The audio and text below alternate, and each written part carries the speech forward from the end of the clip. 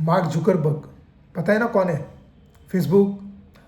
अपने ही खुद के कंपनी के 12 बिलियन के स्टॉक उसने बेच दी लास्ट ईयर में, और आज भी चुपचाप पेपर वर्क फाइल कर रहा है और 1 बिलियन के स्टॉक्स बेचने के लिए। उसकी कंपनी का नाम है मेटावर्स, और मेटा के स्टॉक और 1 बिलियन के वो बेचने की तैयारी में है। आपको पता है $1 बिलियन मतलब होता कितना है? होता है 8,500 करोड़ से लेके 9,000 करोड़ रुपीस। और ये काम वो लगभग हर हफ्ते कर रहा है, पिछले कई महीनों से कर रहा है। इतना पैसा कुछ देशों की पूरी जीडीपी से भी ज़्यादा है। और ये वो कब कर रहा है? जब वो आपको बता रहा है और इन्वेस्टर्स को बता रहा है और पूरी दुनिया को बता रहा है कि मेटा का एआई फ्यूचर कभी इतना ब्राइट नहीं रहा। एक क्रिटिकल बात समझना यहाँ पर बहुत ज़रूरी है कि जुकरबर्ग से मैं कोई नफरत नहीं कर रहा हूँ, लेकिन अब मैं जो बताने जा रहा हूँ ये कोई बेसमेंट में बनी हुई कंस्पिरेसी थियरी नहीं है। इस पैटर्न को पहचानने की ज़रूरत है जो टेक हिस्ट्री में बार बार दोहराया गया है।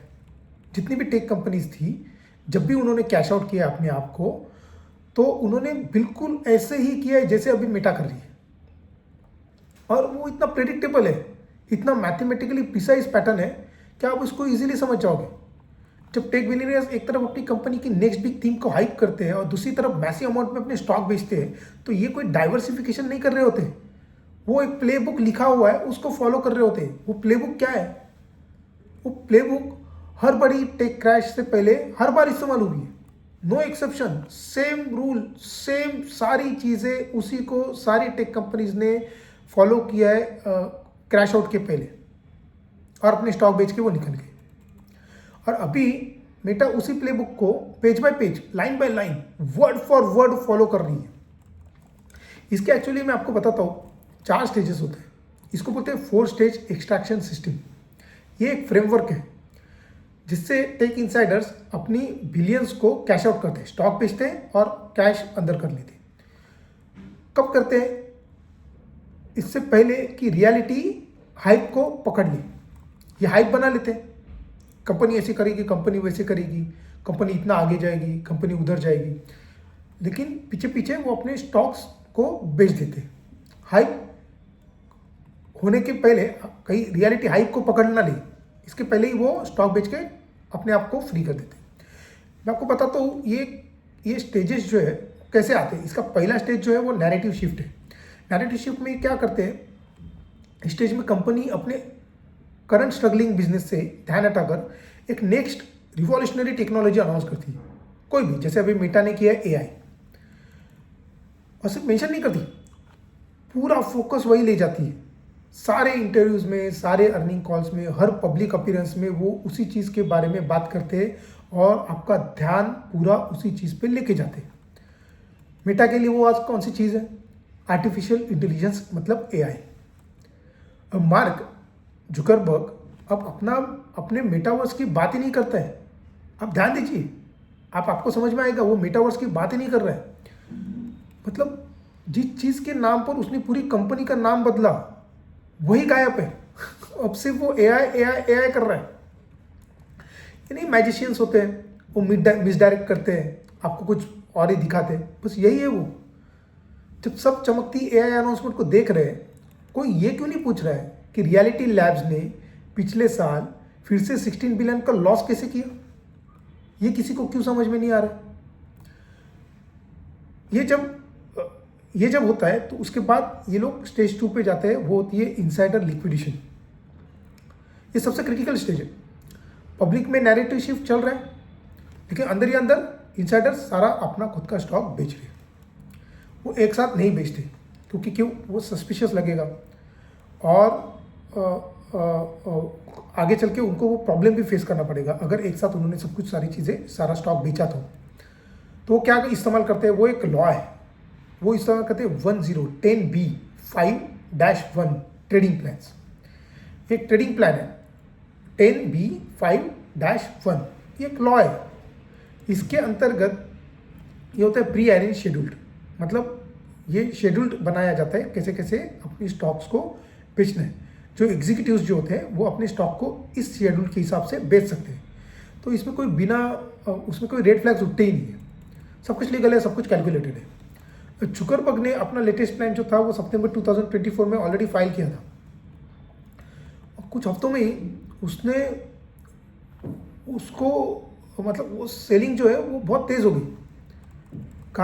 कभी 1 बिलियन बेचा, कभी दूसरा बिलियन बेचे, कहीं यहाँ बेचे, कहीं वहाँ बेचे, लेकिन बेच रहे। और साथ साथ में पॉडकास्ट में क्या बता रहा है कि एआई, आगे आने वाला एआई जो है वो सब कुछ रिवोल्यूशनलाइज कर देगा। फिर ये आते हैं स्टेज 3 पे, उसको बोलते हैं इंस्टीट्यूशनल कन्फ्यूजन। जब ऐसा होता है, स्टॉक तो बिक रहा है, साथ में ये लोग अनाउंस कर रहे हैं कि हम लोग यहाँ जाएंगे, हम लोग वहाँ जाएंगे, हम लोग ये करेंगे, वो करेंगे, हम लोग इतनी बड़ी बड़ी चीज़ें करेंगे। तो इस चीज़ में क्या है कि स्टॉक भी बिक रहा है और शेयर मार्केट जो है वो कंफ्यूज है। जैसे अभी वॉल स्ट्रीट जो है वो कंफ्यूज है मेटा को लेके, और उसमें भी कुछ एनालिस्ट होते हैं वो बोल रहे हैं अभी भी कि बाय करो, कुछ कह रहे हैं कि होल्ड करो, कुछ कह रहे हैं कि सेल करो। स्टॉक प्राइसेस इन सब चीज़ों में स्विंग होता है, ऑब्वियसली होगा, क्योंकि जैसे जैसे जो लोग बोल रहे हैं वैसे वैसे कुछ लोग उसको इम्प्लीमेंट भी तो कर रहे हैं। कोई बाय कर रहा है, कोई होल्ड कर रहा है, कोई सेल कर रहा है। तो इसमें स्टॉक प्राइसेस जो है वो डेफिनेटली स्विंग तो होगा ही, लेकिन ये जीनियस मूव है। जब स्टॉक 15% ऊपर नीचे हो रहा है ना तो कोई नोटिस ही नहीं करता, लेकिन उसके आड़ में इनसाइडर्स जो है वो अपने स्टॉक्स क्वाइटली बेचते जाते हैं।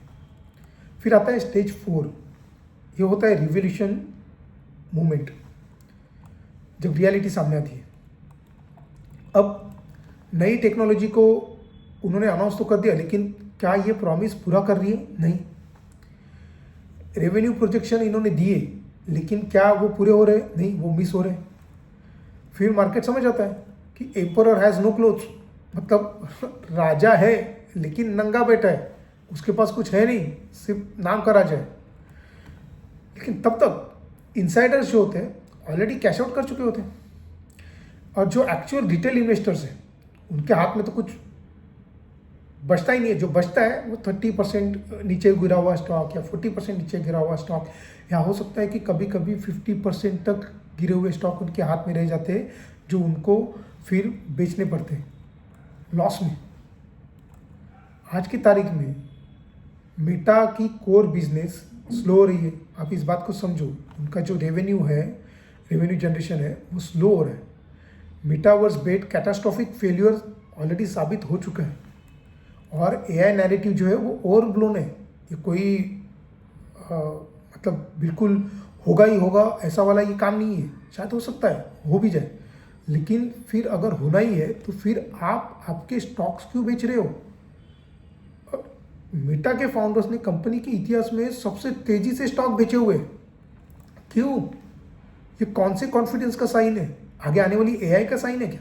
नहीं, ये वो प्लेबुक का साइन है जो मैं आपको बता रहा हूँ। इसी प्लेबुक को यूज़ करके काफ़ी कंपनीज ऑलरेडी बाहर निकल चुकी है। एनरॉन आप ले लो, आप अमेज़ॉन ले लो, बीच में टेस्ला वाले ने अपने स्टॉक्स बेचे थे। तो जब भी स्टॉक की प्राइसेस बढ़ती है और उनको मालूम है कि अभी अपने पास आगे चल के कुछ बहुत बड़ा गेम चेंजिंग प्लान है नहीं, तो ये अपने स्टॉक्स बेचते हैं पीक पे आने के बाद। लेकिन वो स्टॉक होल्डर्स को, जो रिटेल में स्टॉक होल्डर्स है, उनको बिल्कुल गुमराह रखते हैं। अगर एआई इतना ही गेम चेंजिंग है ना, तो 12 बिलियंस के स्टॉक को क्यों बेचा गया? तो इसका मतलब क्या है कि आपके वर्ड्स और आपके एक्शन मैच नहीं करते, और मार्केट में हमेशा एक्शन, ये जो चीज़ है वही सच बताते हैं। नंबर्स ये जो चीज़ है वही सच बताते हैं। तो ये तो कंस्पिरेंसी है ही नहीं ना, ये फैक्ट है, क्योंकि उसमें नंबर्स हैं। और दो फैक्ट्स के बीच आपकी अपॉर्चुनिटी छुपी हुई है। आप इस पैटर्न को देखो, आप मैथ्स को समझो, और फिर वही करो जो ये इनसाइडर्स कर रहे हैं, अपना पैसा कैश आउट कर रहे हैं। अगर वो कर रहे हैं तो आप भी करो, क्योंकि ये ज़रूरी है, वरना आपको भी 30%, 40%, 50% के लॉस में माल बेचना पड़ेगा। तो वो नहीं होना चाहिए, इसके लिए सावधान हो जाओ। अगर आपको ये वीडियो आपको सोचने पर मजबूर करता है तो चैनल को फॉलो करो, वीडियो को लाइक करो, शेयर करो, कमेंट करो। Thank you so much.